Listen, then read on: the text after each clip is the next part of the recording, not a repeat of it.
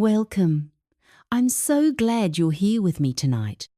You've made it through another day. Maybe it was a peaceful one, or perhaps it was challenging. Either way, you're here now, and that's more than enough. You don't need to worry about anything at this moment. Not tomorrow, not yesterday. Just this soft, quiet now.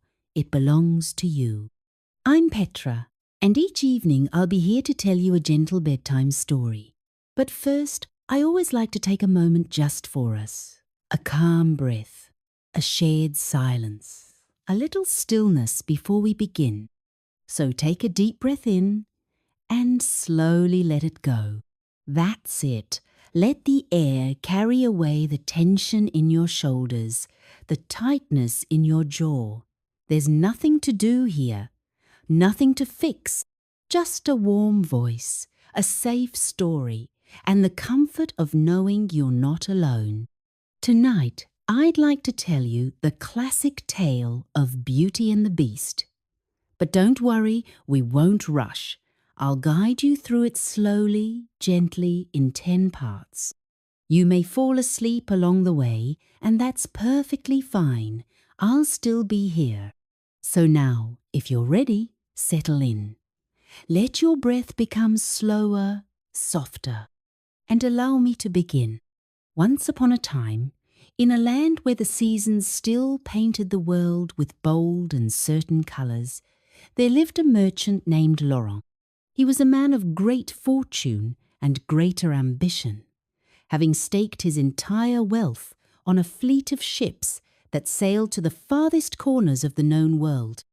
They were laden with silks that shimmered like captured moonlight, spices that held the warmth of distant suns, and treasures that whispered stories of their exotic origins. But the sea, as it has always been, is a fickle mistress. In a series of devastating, unforgiving storms, Laurent lost everything.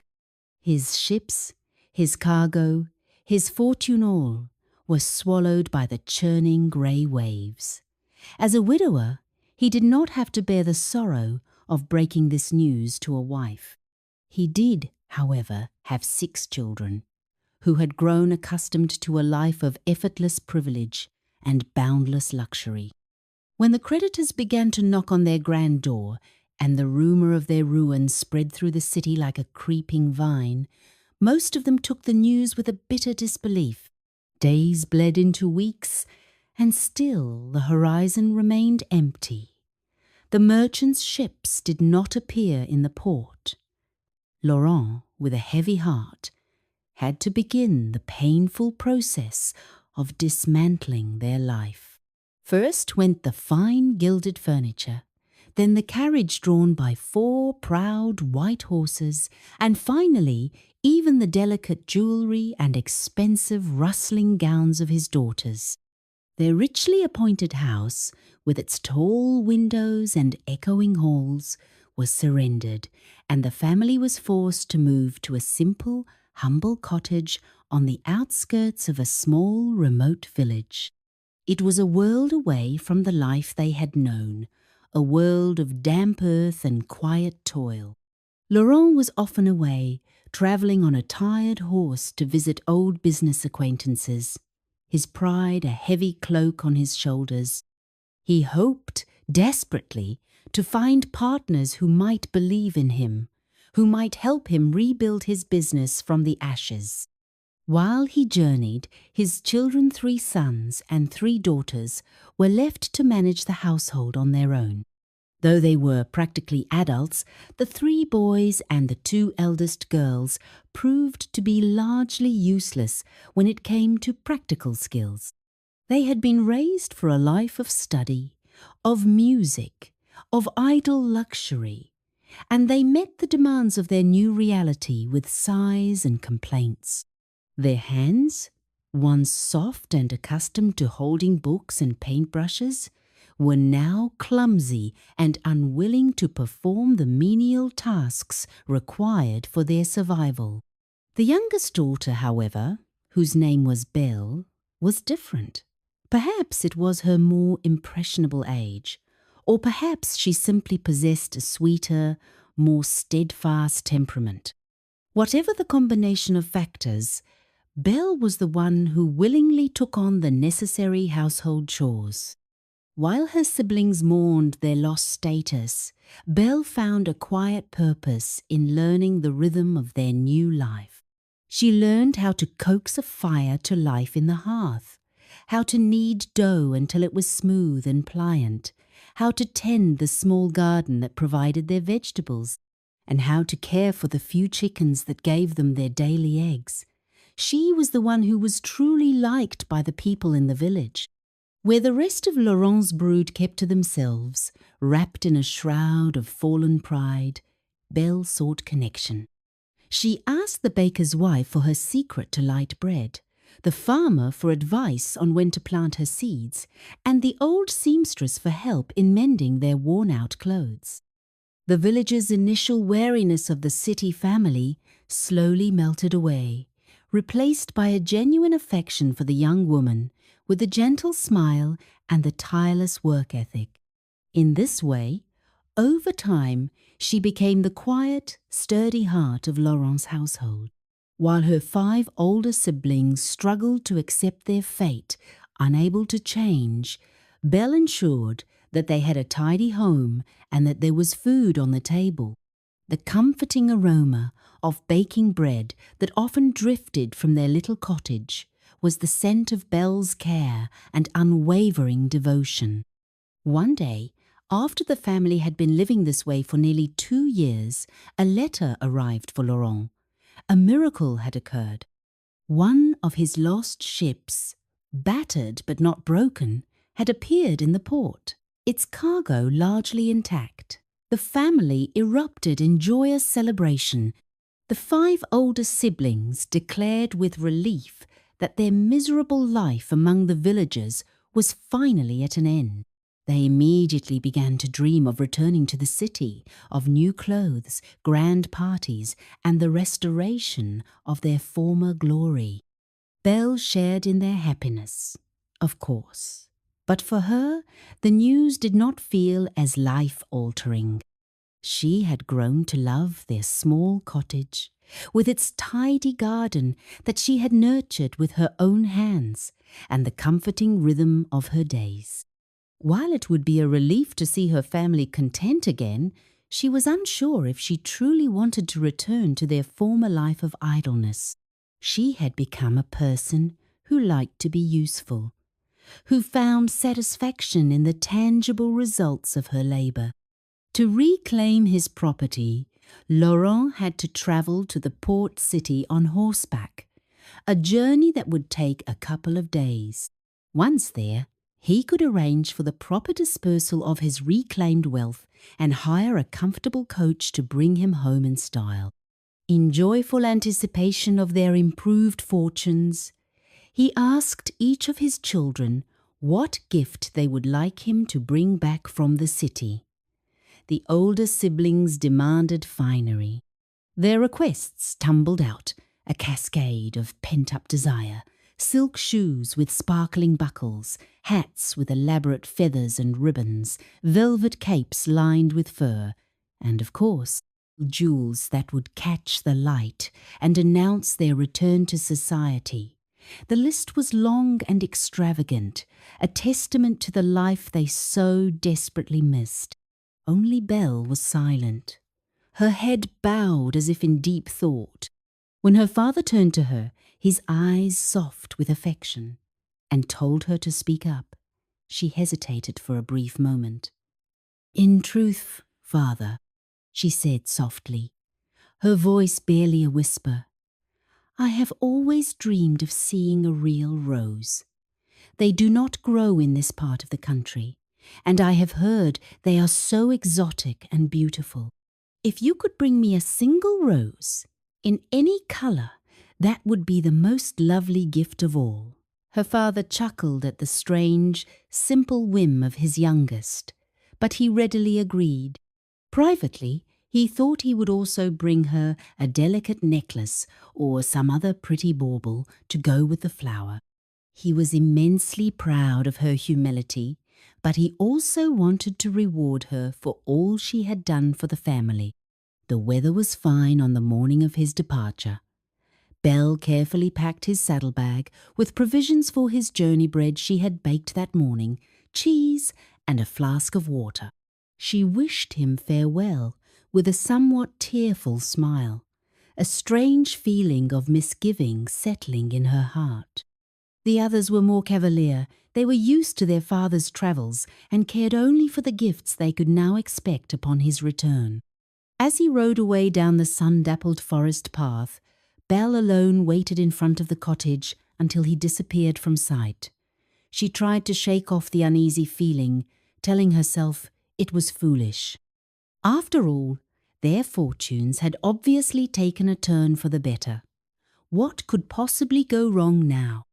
While Laurent's children waited at the cottage, he made his way steadily to the port city, his heart filled with a buoyant, renewed hope. He pictured himself reclaiming his status, rebuilding his trading empire ship by ship.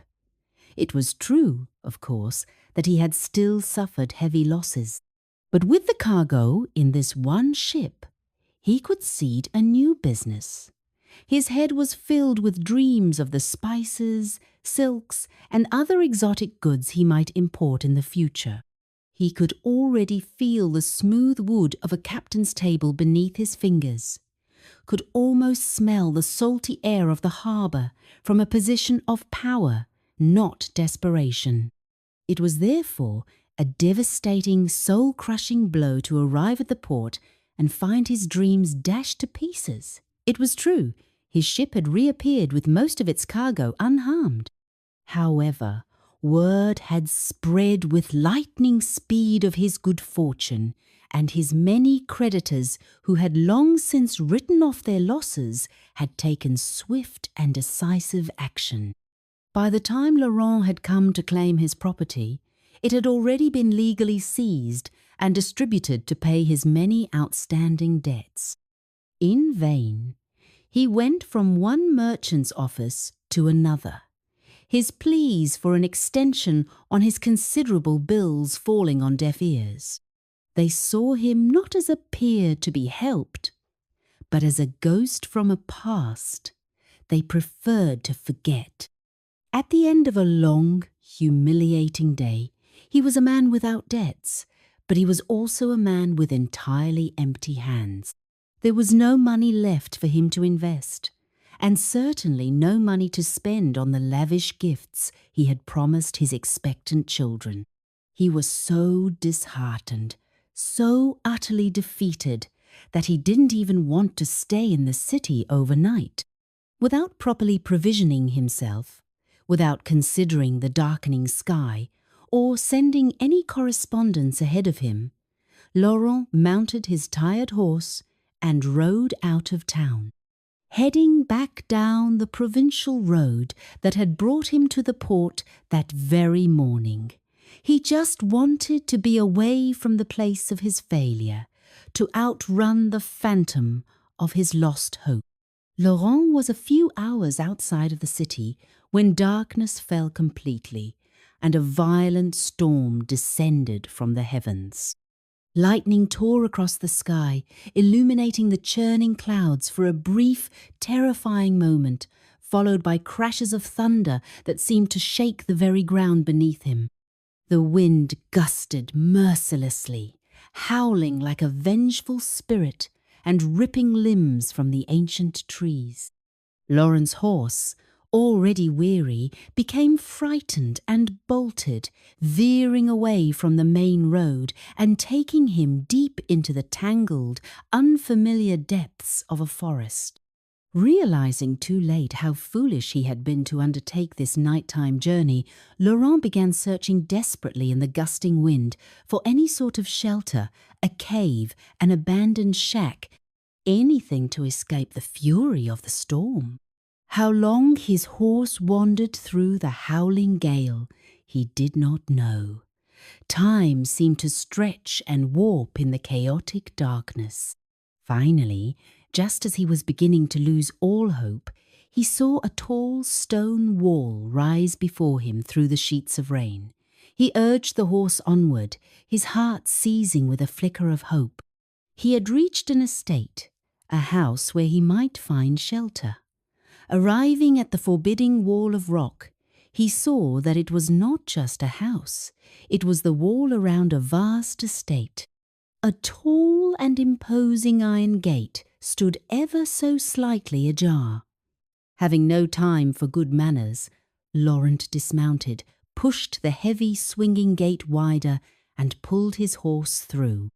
Together, they slowly headed up a paved walkway that receded ahead of them into the swirling darkness. With leaves flying all around and rain pelting him from all sides, Laurent could barely see the massive structure that emerged ahead of him in the wicked gloom. It was a mansion, to be sure, a chateau of immense size. Though his visibility was limited, he could see it had a grand approach, and many large rooms with tall, dark windows that looked like vacant eyes. It was a very intimidating place for a person to arrive uninvited, but he had no other choice. He feared he could not survive the night without a roof over his head. Tying his horse up safely in a sheltered alcove, he found, near what looked like stables, he walked to the massive front door and lifted the heavy iron door knocker. He let it fall, hearing the sound echo through the gloom, a lonely clang that was swallowed by the roar of the thunder. When there was no answer, Laurent took a deep breath and pushed the door inward with all his weight. To his astonishment, it gave way, and he found himself almost falling onto the floor of a grand entryway. He lay on the cold flagstones for a moment, regaining his breath in the eerie stillness. He could still hear the rain lashing the front steps through the crack in the tall door, and thought to himself how glad he was that he'd found shelter for his horse. Rising in the semi-darkness, he peered about him. He was in a grand reception area with a curved staircase ascending on either side. Suits of armour stood sentinel here and there, their metal surfaces glinting faintly in the intermittent flashes of lightning. Ahead of him, there was a set of richly carved double doors. The silence inside the house was profound. You could have heard a pin drop, but there was a soft light glowing around the cracks of the doors in front of him. After a few half-hearted efforts to call out to the occupants, his voice sounding small and weak in the cavernous space, he took another deep breath and walked toward the lighted room. Pushing the doors slowly open, he peered inside and scanned the room. A fire was roaring in the cavernous hearth, casting dancing shadows on the walls. In front of it, a table was set for one with a few simple dishes. A carafe of what looked like wine and a large drinking glass. His gaze took in the other aspects of the comfortable room. He saw upholstered chairs, their fabric worn but still rich, and tables carelessly stacked with books. Still, there was no sign of the owner. Laurent awkwardly sat down on one of the armchairs and waited. Soon he could not take his eyes from the dinner laid upon the table. The loaf of bread, still warm, and the aroma of the roasted meat tormented him, and his stomach groaned loudly. As minutes passed and nobody appeared, he finally gave in to his hunger. He seated himself at the table, first taking just a slice of bread, and then, slowly, eating the entire meal. He passed an hour in contented silence, the warmth of the fire seeping into his chilled bones. Perhaps, he thought, the owner was away from home, sheltering from the storm elsewhere. Taking a deep drink of the delicious liquid in the glass, he hungrily polished off the rest of the dinner. Yes, he told himself, the owner was away, and he would be able to explain himself in the morning. Upon finishing all the food, Laurent leaned happily back in his chair and drank the rest of the contents of the carafe. The fire danced before his eyes, crackling and popping with a comforting warmth. Draining the last drop from his large cup, he fell, without even realizing it, into a deep, dreamless sleep. When he awoke in the morning, it took him a moment to remember where he was.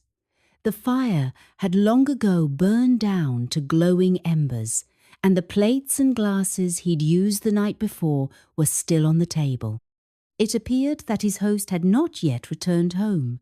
Feeling sheepish that he'd entered a stranger's home without invitation, his embarrassment got the better of him. Rather than wait for the return of the owner, Laurent resolved to slip out of the house as quietly as possible and be quickly on his way.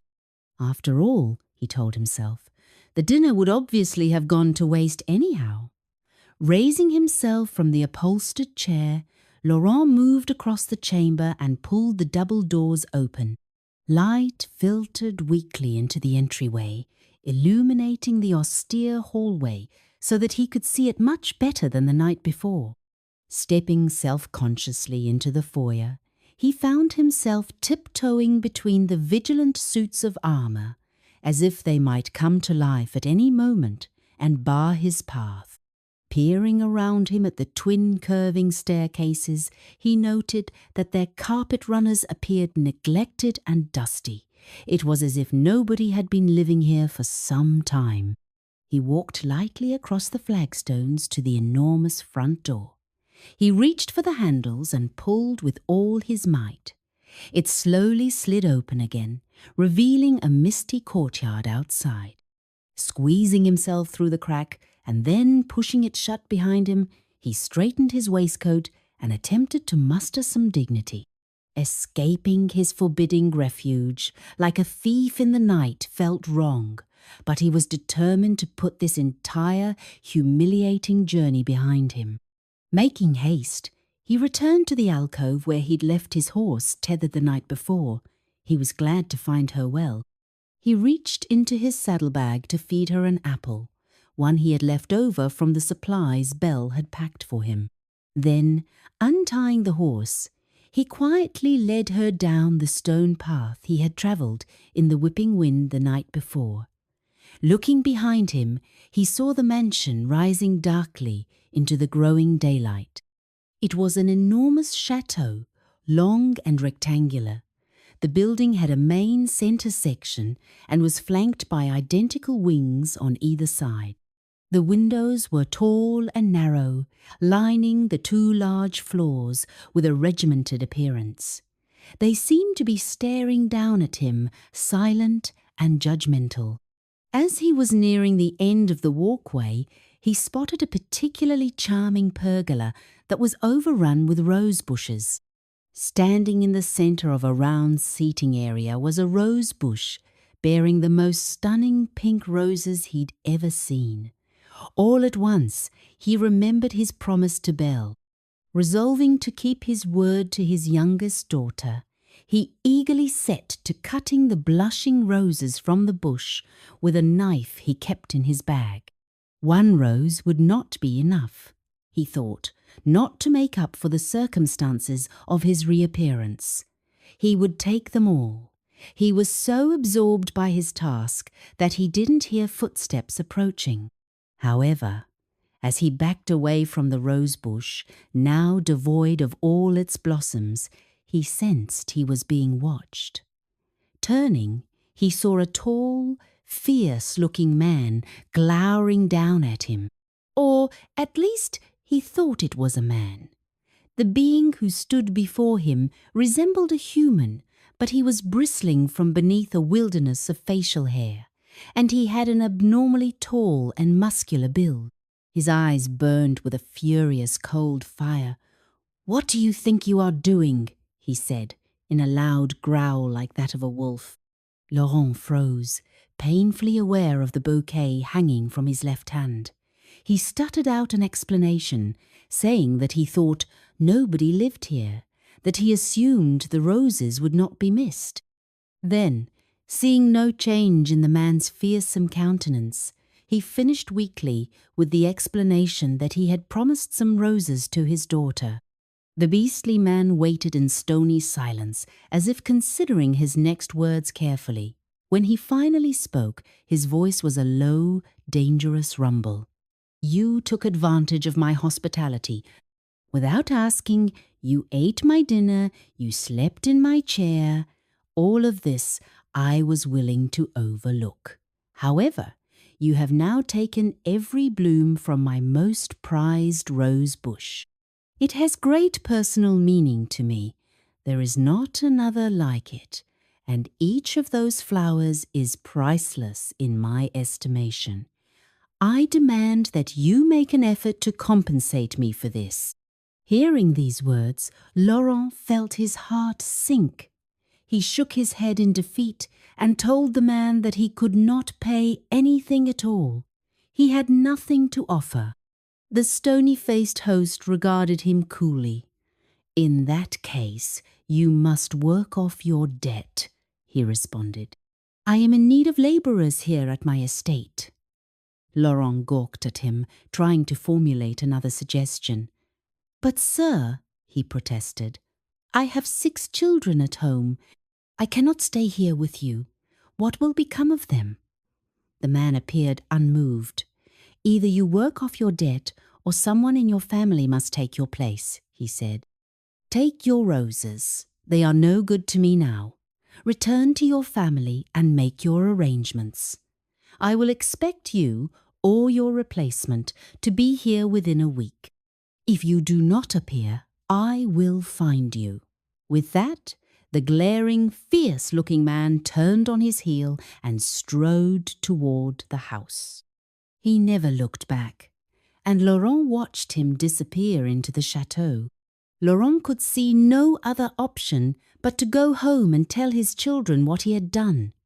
He did not know how, but he would have to make arrangements for them to manage in his absence. With the storm past and daylight on his side, Laurent was able to follow the path back to the main road and continue onward towards home. He rode steadily but slowly as he considered the news he'd have to share upon his arrival. It was a beautiful day. The mist had lifted, and the early autumn sun showered him with a cheer that felt entirely out of place. The birds sang sweetly, as if nothing was amiss, but his heart was heavy, and he was hesitant about what was to come. He arrived home late that night. His children greeted him with excitement. After all, they were expecting gifts.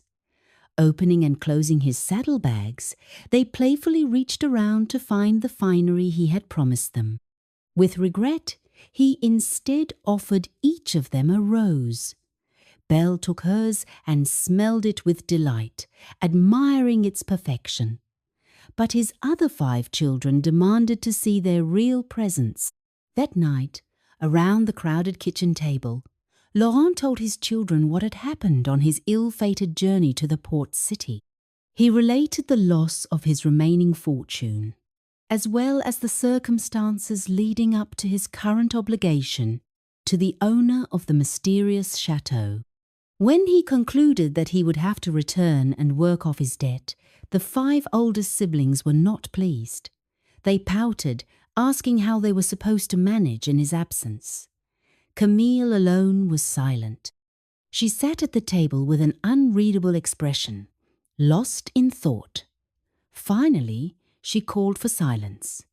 Her siblings looked at her with surprise, as Belle was usually not one to insert her opinion. Belle announced that she would return to the chateau to take her father's place. Laurent's eyes filled with tears. He protested that he could not and would not allow such a thing. However, Belle's sound reasoning was difficult to counter. Father was needed at home to support the family, she argued. She, however, could be spared. Furthermore, she did have some household skills and would be able to do whatever cleaning or cooking was allotted to her. And finally, it was her wish for a rose that had caused this predicament. No, she concluded, her voice steady and clear, There is no other reasonable solution.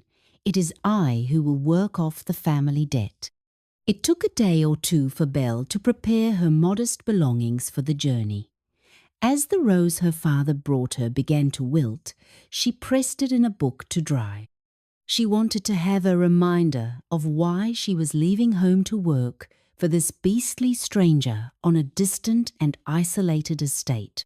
Belle was nervous about leaving behind everything she had known, but she was determined to make her father proud. The morning of Belle's departure dawned bright and clear. She and Laurent packed her things into a small cart that they hitched to their faithful horse. The chateau would be a 2 days' walk. Her other siblings gathered in front of the cottage to see them off. Among them, there was a mixture of relief and unspoken admiration. They were glad that they would not be left to fend for themselves. It was a sombre journey for Laurent and Belle. The fine weather lasted all the first day, and their night at an inn was uneventful. However, the second day of their trip proved to be blustery and sullen, as autumn first began to stake its claim on the forest. The first of the fallen brown leaves blew across their path, and the wind whistled through the trees. Their faithful horse plodded along the road, slowly drawing them nearer and nearer to their parting. When Laurent spotted the turn-off from the main road that would lead to the chateau, his heart began to break all over again. Sensing her father's sinking spirits, Belle bolstered her courage and smiled at him reassuringly. "Don't worry, father," she said soothingly. "I am a capable person. I will be fine." He nodded, hoping it would be true. Inevitably, the pair arrived at the gloomy entrance to the estate. Laurent knew the time had come. Pushing the gate open once again, he led the horse through the opening and approached the forbidding mansion for the second time. Belle stared openly at what lay before her. Both the elaborate, overgrown gardens and the soaring, unforgiving walls of the house were grander than anything she'd ever seen before. It was overwhelming, but also beautiful in its austerity. As a girl who had grown up in a village, Belle was speechless over the sheer size of the place, and she deeply sensed its mystery and its permanence. The very stones seemed to slumber, as if they had long waited in secret, hoping to be rediscovered. She wondered what kind of work she would be required to undertake here, and hoped that it was not beyond her capabilities as the former keeper of a humble cottage. Laurent stopped the horse and cart when they'd reached the wide front steps. The wind gusted at them sideways, as if to blow them away from the entrance of the building. Slowly they ascended. Laurent lifted the heavy door knocker and let it fall. Father and daughter stood on the steps and waited, expecting the ferocious man of the house to appear. To their surprise, the door was slowly opened by a boy. He appeared to be about 13 years old and was dressed simply in the clothes of a villager. Sticking his head out of the opening, he observed the pair with frank curiosity. Then, appearing satisfied by his findings, he nodded. "Is one of you the new servant, then?" he asked. Laurent was briefly taken aback, but he indicated that he had come to deliver his daughter, Belle, who would be working off the debt in his place. The boy nodded, as if this was not at all surprising, and tugged hard on the door, motioning for her to come inside. Then he told Laurent he could leave Belle's things in the grand foyer and go. With that, the boy scuttled off into the recesses of the house, presumably to announce that the new servant waited. With the wind at her back, Belle walked through the doorway and into her new life. It was an emotional parting for Laurent and Belle, but they both put on a brave face. As her father and the faithful horse turned homeward, the sullen skies weighing down on them, Belle did not look back until they were outside the gates of the chateau. Then the swaying trees of the forest closed in behind them, and she was truly alone. Belle stood uncertainly in the echoing hallway. The grey light of the overcast day made its way into the room via tall windows above the door, but it did nothing to create a feeling of warmth. She suppressed a shiver, edging closer to the trunk that held her belongings. She told herself she would need to muster her courage and do her best. After a few minutes, the boy came running back into the hall and announced to her that the Baron had told him to take her to her room. With that, he cheerfully picked up her trunk and began lugging it up the large, curving staircase. Belle followed him, surprised that she was going up instead of down to a kitchen or lower room. Perhaps, she thought, she would be lodging in the attic. To her surprise, the boy turned down the first grand hallway. They padded along the richly carpeted east wing of the chateau, their silent steps moving past staring portraits of nobles from bygone eras. It was as if they were the permanent residents, and this strange girl was an unexpected intruder. Belle was so busy looking at them that she almost collided with the boy when he finally stopped in front of a door and pushed it open. Belle followed him inside and was surprised to find herself standing in the most well-appointed bedroom she'd ever seen. It was not overly large, and the furnishings were sober, but the canopied bed, the fine fabrics, and the rich wood trim were very luxurious. While she surveyed the room, noting a cozy window seat and a small dressing table, the boy announced he would start a fire in the grate. When it was crackling, he stood and dusted off his hands, grinning at her. "I'm Gabriel," he said, "and I help the Baron out around here with this and that. I'm so glad you've come. It does get a bit solitary sometimes, and I could use some help with the day-to-day." Belle wasn't sure how to respond, though she wondered what exactly the day-to-day was. Instead, she thanked him for the fire and asked when she would be meeting her new employer. Gabriel informed her that the Baron had indicated he would see her tomorrow and that he'd explain her duties then.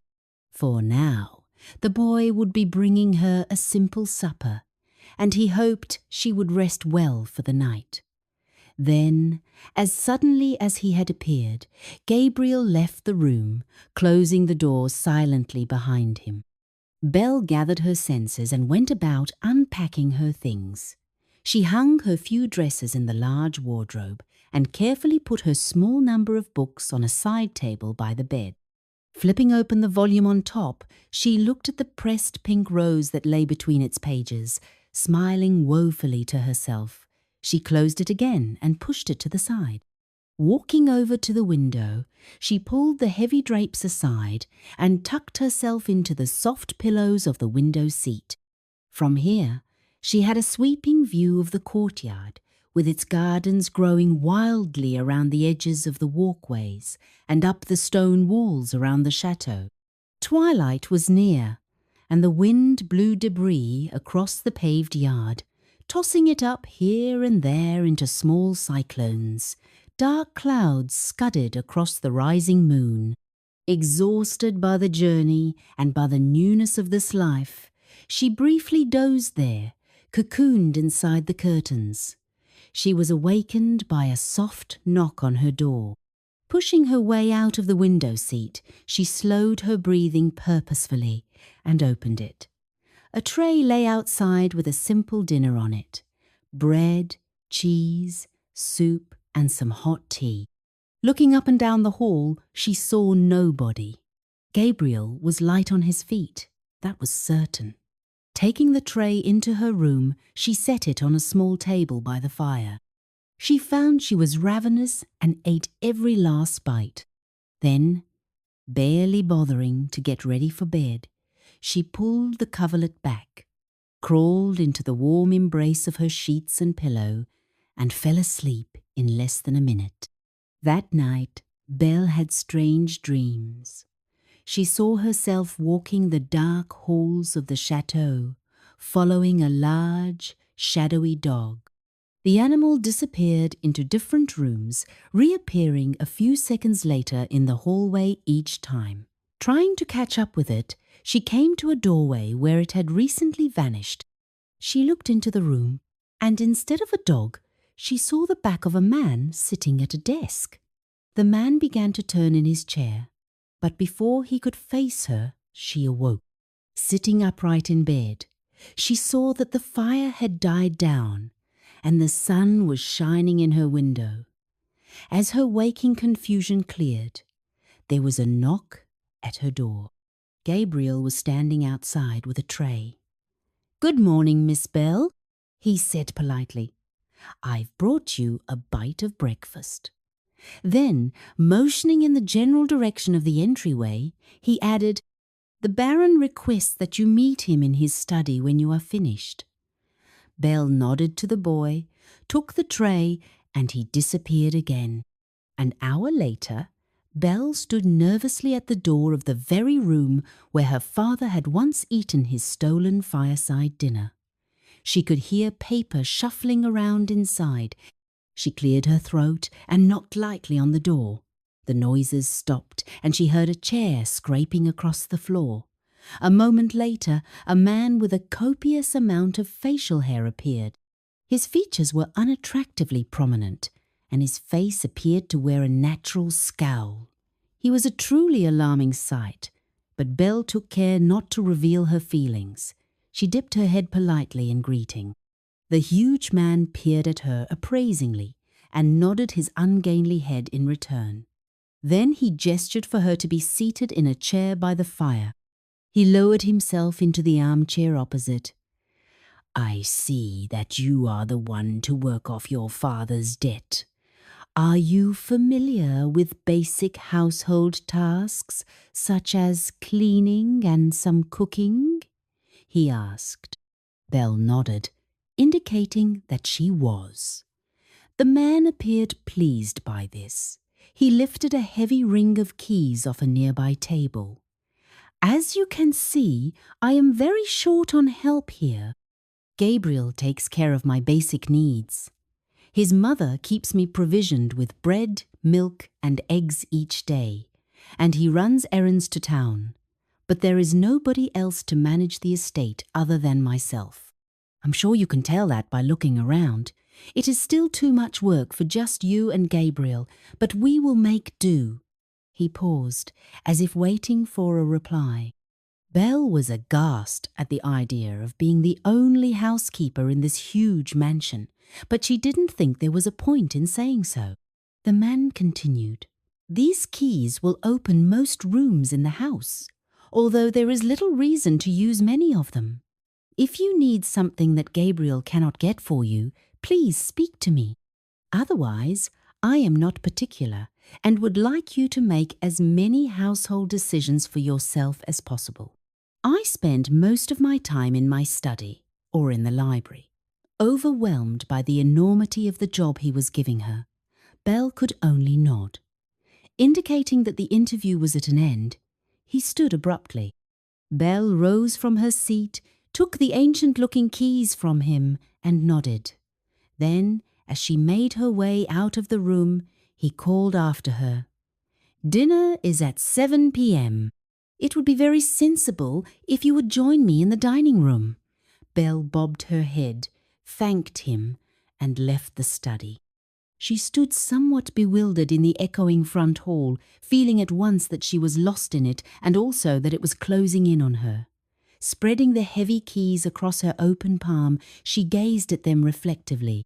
She didn't know what doors they opened, but they held a quiet aura of authority about them. She was stirred from her reverie by the sight of Gabriel emerging from the shadows. Grinning brightly in her direction, he asked if she would like a tour. She gratefully accepted, and so her adventure of being the housekeeper at the chateau began. What Belle learned was that her employer lived alone and had for many years. Because of his fierce appearance, the people in the surrounding area feared him. They whispered unkind stories and spurned him rudely when he showed his face in public. Gabriel was the only person who connected him to the outside world. He had started by running errands for the Baron years ago, but he had soon come to love and appreciate the man behind the unapproachable visage. "Truly, miss," he insisted, "the Baron's bark is worse than his bite. He is a fair and kind-hearted man." Gabriel gave Belle a tour of the many rooms and corridors of the entire chateau, which was suffering from neglect throughout. Most of the rooms along the gloomy hallways were unused. Belle's keys opened bedroom after bedroom that were covered in dust sheets. The fireplaces cold. Some rooms had not been used for decades, or even centuries. Furniture and belongings were piled high in those places, laced with cobwebs. The windows filtered the light weakly from outside, as the glass was coated in years of grime. As Belle discovered, there were just a few rooms that were used every day, and these she must try to clean and organize. Those included the kitchen, the Baron's study, and the front entryway. Most marvelous, however, was the library. Gabriel allowed Belle to peek into the library while the Baron was busy elsewhere, and she was astounded by it. A huge room with high ceilings and gold trim opened before her. Bookcases stretched all the way to the very top, lining every part of every wall except where there was a window. Rolling ladders perched at the end of each aisle, ready to slide across the bookcases and allow a visitor to reach any volume they wanted. And the volumes! It seemed there were too many to count, with spines in many colours of crimson, forest green, navy blue, and brown. Each begged to be taken from the shelf and perused at length. Belle was an avid reader of the few books she had possessed during her father's financial disgrace, but she had never seen or imagined a collection like this one. According to Gabriel, the Baron spent a large amount of his time here, and it did appear to be true. Tables throughout this lavish hideaway were piled with tomes that were open to particular pages or collected in groups. Two worn leather armchairs spoke of long hours spent turning their heavy pages. Gabriel told her solemnly that he was to always keep the fire going in the grate during the day. Belle imagined what it would be like to open one of these countless volumes and sink into a soft chair, inhaling the scent of the aged and ink-laden paper. It was intoxicating. Belle knew that the only way to make progress in this neglected house was simply to choose a place and begin. That first day, she and Gabriel dusted and aired the front hall and cleaned the kitchen. Gabriel and the Baron had been making simple meals there for a long time, but much of the space was in need of attention. Belle was not an expert cook, but she took pleasure in making the kitchen shine again. She sent Gabriel to town with a list of supplies to be delivered. Then, standing in the grand, silent kitchen, she began to work. Unused countertops were cleared of their dust. Pots and pans received a much-needed polish. The cold and empty space began to feel alive again. By the time she was due to sit down to dinner with the Baron, she had prepared a simple meal of roasted chicken. It was not complicated, but she was proud of it. With little time to tidy herself, Belle returned to her room. Gabriel had rekindled the fire there, and she used her pitcher and washstand to freshen up, putting on her nicest dress. As she walked to the window to pull the drapes for the night, she paused and peered out into the gloom. The courtyard lay silent, as if in wait. Nothing stirred, not even a bird. It was as if the grounds were under a spell of silence. She thoughtfully tucked the velvet curtains together and pulled herself away from the sight. There was much to learn about this place, she thought. Then, lighting a candle, She made her way down the velvety twilight of the darkening hallway and slowly descended the wide stairs to the tall doors of the dining room. The space was very grand for 2 people. At one time, it had surely hosted glittering parties and showy formal dinners. Looking up, she admired the sparkling crystal chandelier which loomed over the chamber like a canopy of stars. Gabriel had set 2 places at one end of the long table, and the dinner had been laid out. She was the first to arrive. She did not have long to wait. The Baron's hulking shape appeared awkwardly in the doorway. He paused and nodded his head briefly in greeting. Then he motioned to the 2 place settings to indicate she should have a seat. Belle gladly took one of the upholstered chairs. "I can see you have been hard at work with Gabriel today," the Baron commented, raising his eyebrows at the hearty dinner she prepared. "He has borne a heavy burden these past years as my only help. I am glad you will be here to take on some of his labours." Belle nodded, unsure of how to respond. "Yes, my lord," she began, and paused when he shook his head. "Please, you may simply call me Antoine," he responded. "I am lord of nothing now, but this chateau and its pile of dusty relics," he jested darkly. Then, looking in her eye, he said, "I am sorry you were compelled to come here under such conditions, but I hope you will be comfortable. I try to be a fair man, and I am glad of the company." Belle nodded and smiled briefly. "Would you like me to tidy the library tomorrow?" she asked. "I was not sure if you wanted me to go in there." The Baron thought briefly and nodded, saying that it would be fine. Then he offered, "You should feel free to borrow any book that you like from the room. After all, in the words of Descartes, the reading of all good books is like a conversation with the finest minds of past centuries. I think you will find that my library has a quite incredible capacity to provide any book you have ever heard of. It is rather magical in that regard." Surprised by his kind offer and civilized words, Belle observed her unfortunate-looking employer while he ate. She had been at the chateau only a day, and her entire view of her situation had begun to change.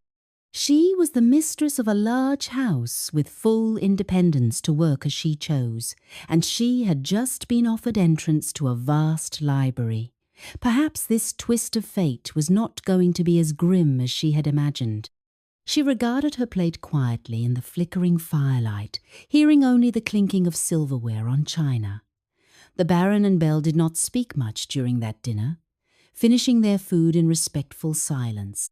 Later, when she rested comfortably, tucked into the crisp white sheets in her grand canopied bed, Belle felt hopeful. This isolated estate promised to hold many intriguing secrets, and she looked forward to discovering them in good time. Turning over on her side, she gazed sleepily at the drapes again, closed tightly against the night outside the window. Inside this chateau, there was a flame that was keeping this place warm. She could feel it. The next day, after tidying up the kitchen, Belle cautiously approached the library. She knew the Baron was in his other study, and it seemed like a good time to explore the marvellous room of books under the guise of cleaning it. Taking a duster, she began methodically moving around the stacks of books and between tables, addressing neglected surfaces that had collected a layer of dirt over time. As she was about to move some stacked volumes aside, Antoine appeared in the doorway.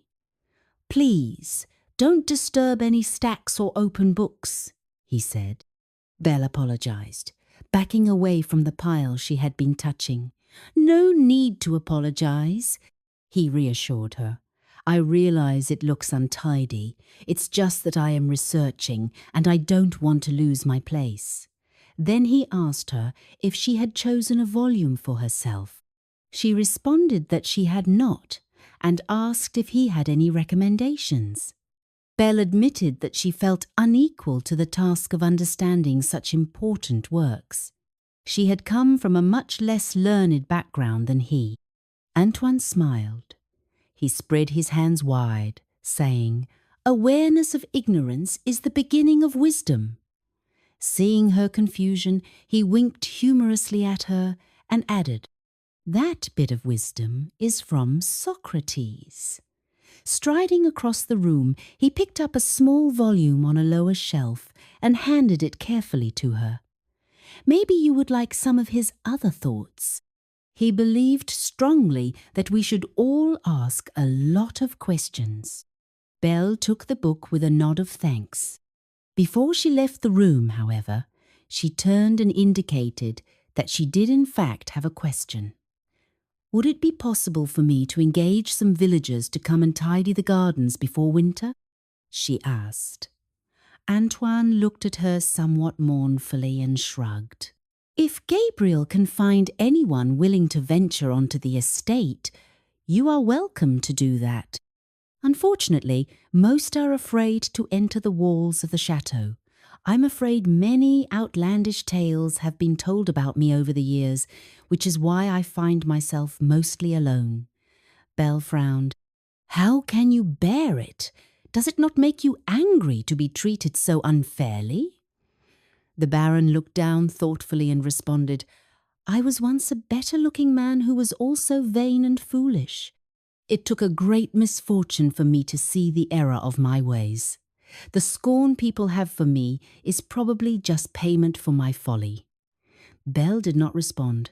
She wouldn't ask any more questions today, but she was determined to find out more about how her employer had fallen into such an unfortunate state.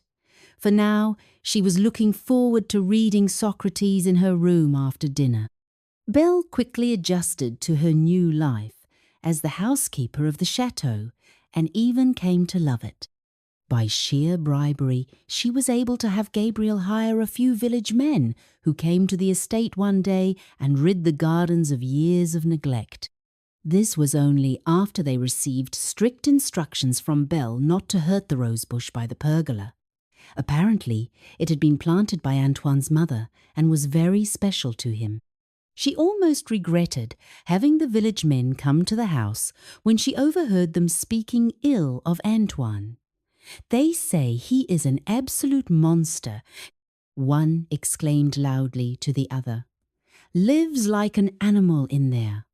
Another added, "No manners and unfit for human company, but I'll take his money," the man finished rudely. Belle noticed Antoine standing by the window, listening to the entire exchange. She rushed to close it, anxious to spare him the men's heartlessness. He waved her off, apparently unconcerned. "I'm used to this type of talk," he explained. "It has been many years since I was able to circulate in society." Belle was nonetheless upset. "How can you tolerate such unfairness from people who don't even know you? How do you not loathe them?" she asked. He shrugged, gazing thoughtfully at a stack of books on a nearby table. The great English playwright William Shakespeare once wrote, "Heat not a furnace for your foes so hot that it do singe yourself.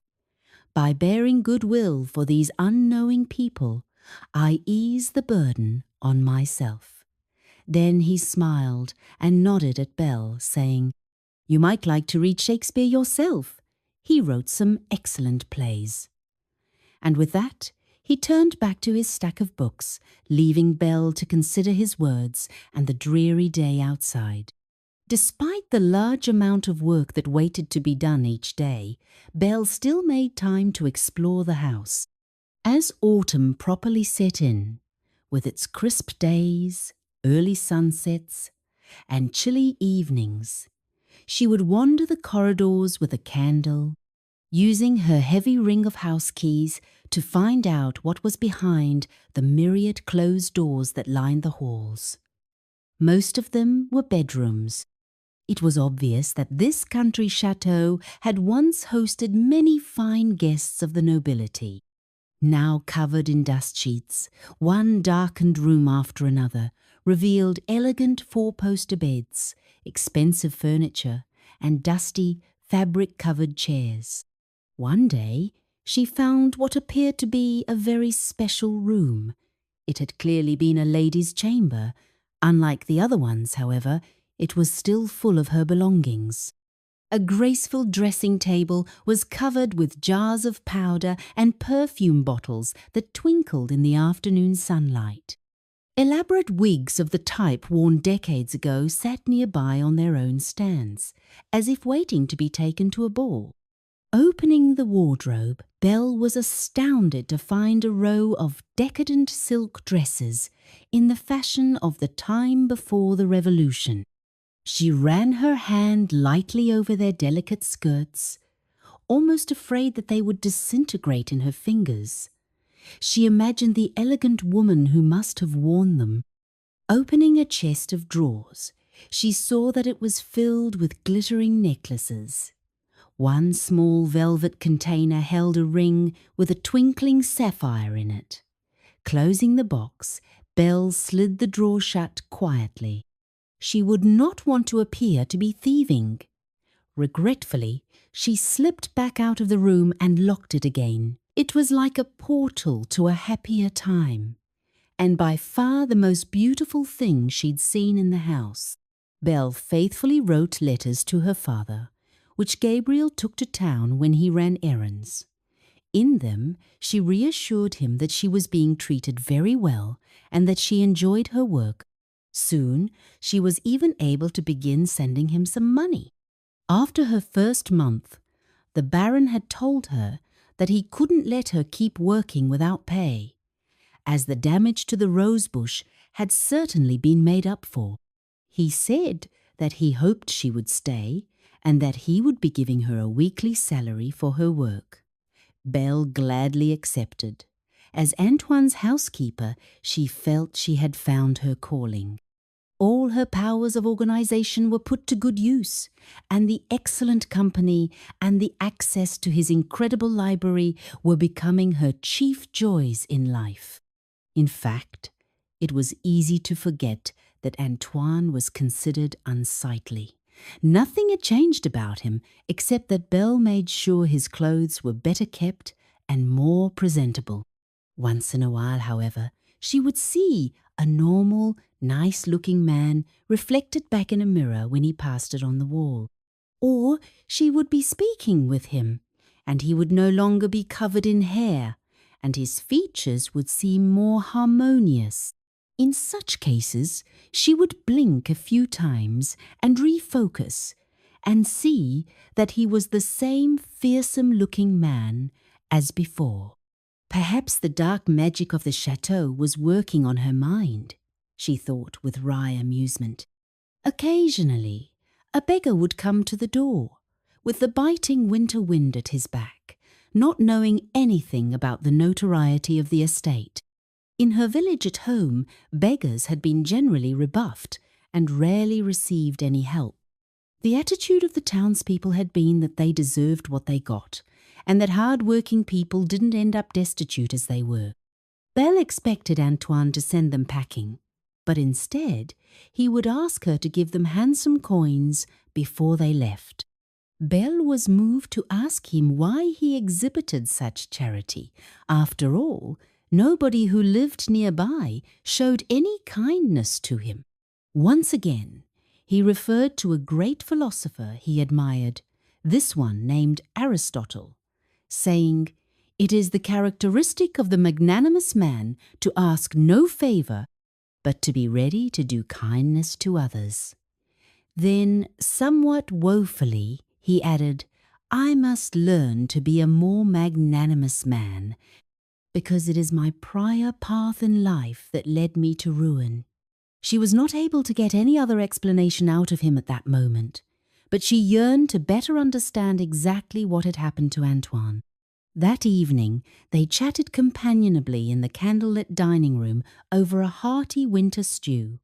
It was then that Belle worked up the courage to ask him how he had come to be so alone at the chateau. Antoine appeared to hesitate, sighing deeply and leaning back in his chair at the table. Then, taking a long sip of his drink, he began to tell a story. Many years ago, I lived here with my mother.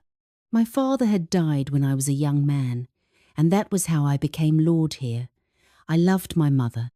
She was a beautiful person, inside and out, always the life of the party, but still managing to be kind to everyone. It was her rosebush that your father stripped of its blooms. Antoine paused uncomfortably, and then continued. When my mother became ill and passed away, I was left here to my own devices, and I'm ashamed to say that I did not live well. I was inexperienced and foolish. I squandered the family money on extravagant possessions and ridiculous parties.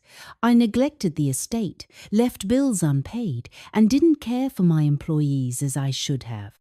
Without my mother's good influence, I fell into a poor lifestyle and was of no worth to anyone, including myself. One night, my servant told me there was a woman at the door begging for food and coin. I was in the midst of a lavish party and could not be bothered. I told him to suggest to her that she go somewhere and get employment.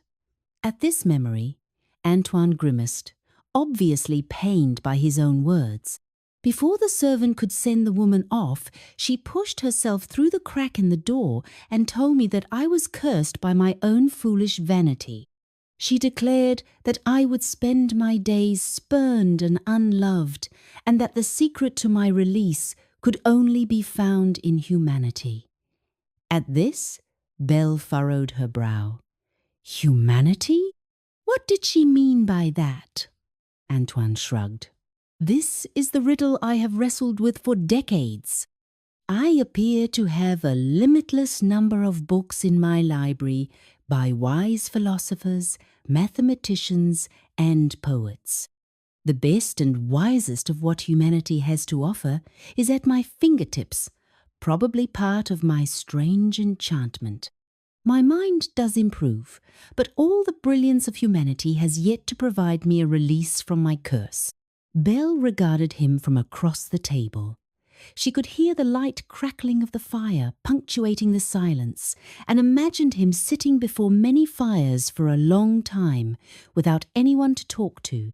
She wondered how many years he'd been trapped here in this solitary prison, turning the pages of countless books in his library, searching for redemption. Antoine smiled brightly in an attempt to break the awkward silence.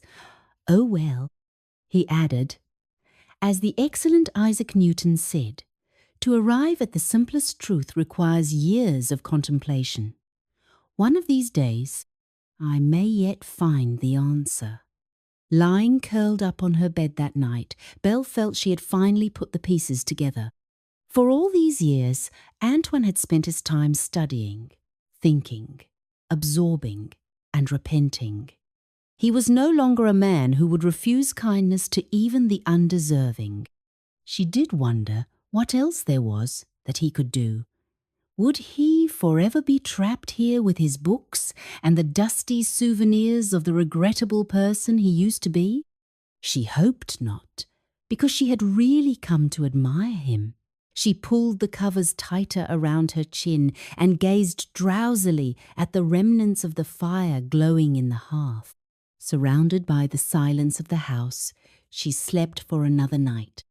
All through the crystalline deep freeze of winter, Belle and Antoine went about their lives at the chateau in pleasant companionship, with Gabriel as their faithful connection to the outside world. Many of the rooms in the enormous mansion stayed locked and unused. The part of the house the trio needed for their daily activities was snug and clean, thanks to Belle's faithful management. Meals were simple but hearty. The blinding white snow piled high in the courtyard, and sometimes the bleak wind whistled in the abandoned passages. But the inhabitants of the chateau stayed close to the fireplaces, buried in their books. At last, the first signs of spring arrived. With it, Belle received a letter from her father. He said her older sister had managed to make a marriage match and that her wedding would take place in a couple of weeks. He asked if the Baron would consider allowing her to take some leave in order to attend the festivities at home. If so, Laurent would be pleased to come and fetch her from the estate. When Belle presented this request to Antoine, he put down his book and gazed at her with a sad smile. He said of course she must go, and she should take all the time she needed. As she thanked him for giving his permission, she once again did not see a beast looking back at her. She only saw a man. She had to blink several times to dispel the illusion. As she left the room, she paused briefly and gazed at him again over her shoulder. Then she left him to his reading, putting the moment behind her. Her journey to and from her sister's wedding was uneventful. Her family greeted her with much curiosity and perhaps some newfound respect. They admired the tasteful new clothes she had acquired using her salary. It was obvious that the money she was sending to them had helped secure her sister's marriage, humble though the match might be. Her family was no longer seen by the villagers as being impoverished. Rather, they were viewed as being stable and acceptable, thanks to her regular income. And yet, Belle felt less at home in the family cottage than she once had. Although she had been contained inside the walls of the chateau this entire time, she felt like her world view had changed, and her horizons had vastly expanded. Seated around the fire with her siblings, who focused only on their own petty concerns, she felt stifled. She regretted having to leave her father again, but Belle also felt a sense of relief when he parted from her at the gates of Antoine's estate. She was ready to return to her life as mistress of the house. Her happiness, however, turned to dismay when she saw the disarray that awaited her. Gabriel answered the door eagerly, obviously delighted that she'd returned. He whispered to her that nothing had been the same since she'd left, and that the Baron was dishevelled and did not leave his library. After putting away her things, Belle went straight to see Antoine. As she cautiously opened the door to the library, she found the room in a complete mess. Books were everywhere, lying open, in stacks, generally tossed about the floor. Empty drinking glasses lined the tables. Antoine sat slumped in a chair, looking as if he hadn't changed his shirt in days. At the sound of her arrival, however, he looked up with an expression of sheepish relief. Once again, in this moment, Belle felt she only saw him as a regular man, and she struggled to adjust her view. She knew logically that she was standing before an unkempt, unshaven, and rather beastly person. However, her eyes were playing tricks. It took a moment before she saw him properly again. Yes, there he was, in dire need of cheering up. It only took a few days for Belle to set everything right again. The dust and neglect of a couple of weeks were easily dealt with, and the Baron's mood improved instantly upon her return. Gabriel begged her in confidence never to go away again. He said the Baron had sunk immediately into the most terrible melancholy and had been completely useless about managing anything at all, including remembering to eat his meals. With spring bursting out all over the estate, it was impossible to be sad for long. Belle became very glad she had taken the trouble to have the garden cleared before the winter. The courtyard was absolutely beautiful, and the lovely plantings, designed many years ago by Antoine's mother, once again shone to their best effect. Flowers in a rainbow of colours delicately presented themselves. The birds seemed to increase their number by the day, singing sweetly in the morning and inviting the residents of the chateau to the garden. Belle and Antoine took to spending afternoons reading outside in the pergola, and he often released Gabriel from his tasks early so that he could enjoy the afternoon with friends. Belle also took great pleasure in opening the windows of the stuffy mansion and airing it out. Throughout the estate, life began to feel fresh and new, as if the entire place had turned a corner. As the summer grew near, Belle received another message from her father. It seemed now that her other sister was due to wed. Once again, she was invited to attend the event. Belle was torn. She felt obligated to be with her family for the nuptials, but she couldn't imagine leaving Antoine once again. Faced with this dilemma, she came up with a highly unusual plan. She suggested to Antoine that he should escort her to the wedding and take a room at an inn nearby. Antoine was aghast at the suggestion. "Have you not seen how people react to me?" he asked her. Belle had been expecting this, and she countered that her own village was far from here, and that people would not already have opinions about him based on hearsay. Privately, Belle did not view him as being terrible anymore. She only saw the wise, kind man that she had come to know. Surely, she thought, the people at home would give him a fair chance. The strangeness of a lord attending a village wedding did not even matter to Belle. She had long ago stopped seeing Antoine as either beast or baron. He resisted and refused. Belle said she would not go without him.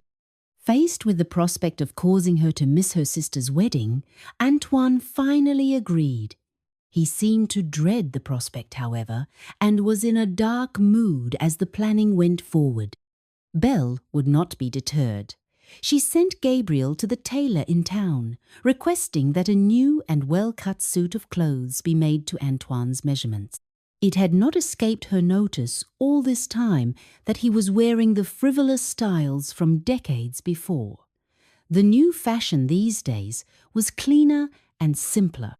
He would have a dignified suit that made him look less like a relic. Rooms at the inn were engaged, and the carriage was dusted off.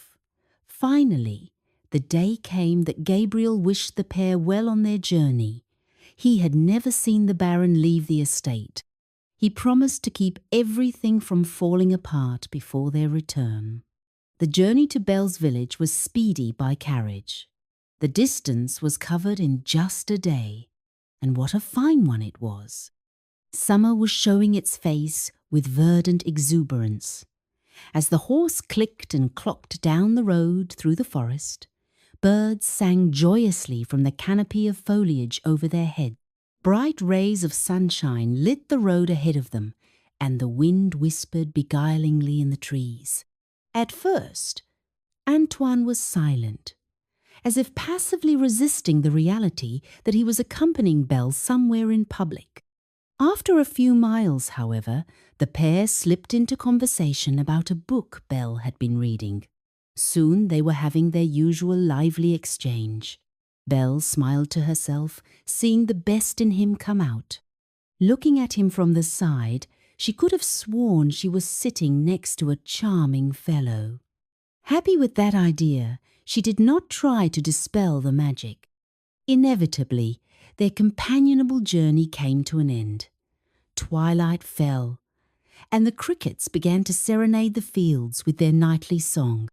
Antoine and Belle pulled up at her family's cottage and halted the carriage. By the time they had climbed down from their seats, the entire family was at the front door. All four of her remaining unmarried siblings gawking rudely at them both. Laurent made a much greater effort to contain himself.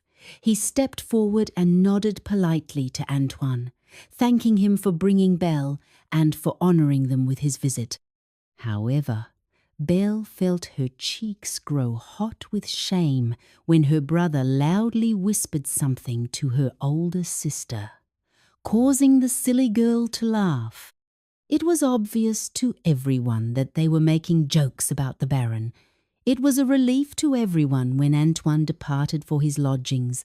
Belle allowed herself to be ushered inside, where she spent the evening talking with Laurent and her siblings, asking politely about the wedding preparations. She was worried, however, about how Antoine was faring at the inn, and hoped he was not suffering ill behavior there. When her head lay on her pillow that night, she drifted off to sleep with thoughts of him weighing heavily on her. She realized she would be glad when they'd gotten through this wedding and returned to the chateau, which she now felt was her real home. Antoine looked grim when he arrived at the church the next day for the wedding. It was obvious that Belle's fears had come true. They sat in silence during the ceremony, both feeling as if they were being stared at the entire time. The small church felt tiny, with the whole congregation scrutinizing them. The celebration afterwards was on the village green. The party was simple but festive, with punch, cakes, and wildflowers. In the happy atmosphere, ladies gathered in groups, delicately eating sweets, while children tumbled across the lawn, enjoying an afternoon of play. Belle and Antoine, however, did not feel part of the celebration. She stayed at his side, stiffly nodding to the villagers who had once been so kind to her. The welcoming people who had taught her to garden and bake years ago were now standing at a distance, whispering behind their hands and nodding knowingly in her direction. Not one neighbour had a polite word for Antoine, who smiled at all and said nothing. Her family was no help. They ignored the pair completely. As Belle and Antoine stood fervently wishing for the party to end, they overheard two men speaking nearby. "He may have money," one said with a smirk, "but he'll never convince anyone to marry him with a face like that." The other man laughed. "Sad state of affairs when you have to court your own maid," he responded. Those words were the last straw. Belle put down her punch and walked to the centre of the gathering, tersely announcing that she had something to say and that everyone must listen. "I convinced the Baron to come with me because I thought you to be good people," she said, her voice clear and ringing with conviction. "I was sure that his fine character and his kindness would make it obvious to you all that he is not the beast people make him out to be. Well, I'm ashamed to say that I was wrong. None of you are worthy of his notice. We will trouble you no longer. And let me tell you this, Antoine is a better man than any other here. I would choose him as a companion over every single one of you, 100 times over. And that is the truth." The company was completely silent, looking in bewilderment from Belle to Antoine and back again. As she turned to face him, she saw the strangest thing. Where he had stood, a handsome, dignified man stood smiling gratefully in her direction. No matter how many times she tried to adjust her view, to clear her head, his visage did not change. The excess of facial hair, the overly prominent features, and the massive proportions were gone. He was as handsome as any man she'd known, and that did not change. And whether it was a shift in perspective or the workings of an enchantment, the other people at the party seemed to be going about their celebrations as if nothing had happened. They greeted Antoine warmly and smiled at Belle as if nothing in the world was amiss. It was as if the entire embarrassing episode had never occurred. The villagers behaved for all the world like they'd never seen a beast in their company. It was both baffling and miraculous. A veil had been lifted for good. This quiet moment of triumph was how Antoine was finally released from his enchantment. All those years, he had been seeking answers in his library, researching the wisdom of humanity. But he had misunderstood the woman who had cursed him. Those lonely decades of becoming kinder, more generous, and more forgiving had created in him the very humanity that had won Belle's heart. That was the missing piece that had freed him from his curse. Not long after, Belle and Antoine sat together under the pergola in his garden, admiring his mother's rose bush, which was blooming abundantly once again. Twilight was descending upon the chateau, and the crickets were emerging to serenade the world as the happy pair enjoyed the balmy summer evening. Belle considered this glad new Antoine, appreciating his handsome face, so long hidden behind the guise of the beast. As she watched, he sat up straighter and reached into his pocket, pulling out the very ring she had secretly admired in his mother's dresser. "You were the only person who took the trouble to get to know me as I really was," he said to her. Then, in his way, he fell back to a quote from one of his many books. "As Copernicus said, in the middle of everything is the sun. You have become that sun for me." Winking at her, he added, "After all, I think you have adequately demonstrated that you are more than qualified to manage this chateau." Belle laughed and nodded her agreement, allowing him to slip the sparkling blue gem onto her finger. Gazing at it in wonder, she remembered the moment she had first seen it in the mysterious bedroom among the fine dresses and the other jewels.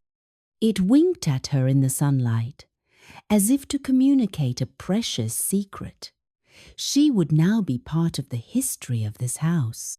Before the end of the summer, Antoine and Belle exchanged their vows in the courtyard of the chateau, surrounded by the heavenly scent of the flowering rose bushes and the sweet song of the birds from the treetops.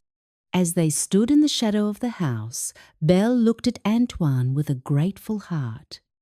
She felt a strong sense of belonging in a place she had once found so foreign. This was no longer the same desolate place where she had arrived just a year ago. Through kindness, patience, and the search for wisdom, she and Antoine had both found their way home and to happiness.